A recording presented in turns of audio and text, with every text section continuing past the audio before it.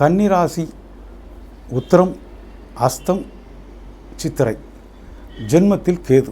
அவன் குருவின் பார்வையில் இருப்பதால் இன்று செவ்வாய்க்கிழமை.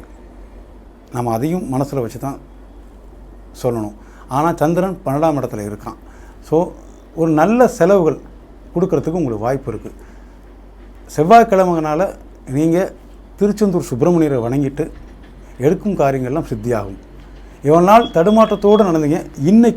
இன்னையிலேருந்து சொல்கிறேன், நல்ல விஷயந்தான் அது.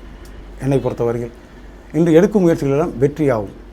ஏன்னா 12ஆம் இடத்துல சந்திரன் உட்காந்துருக்கேன்னு கேட்கலாம். இல்லை, குருவோட பார்வையில் கேது இருக்கான். நல்ல விஷயங்கள் உங்கள் காதில் வந்து சேரும்.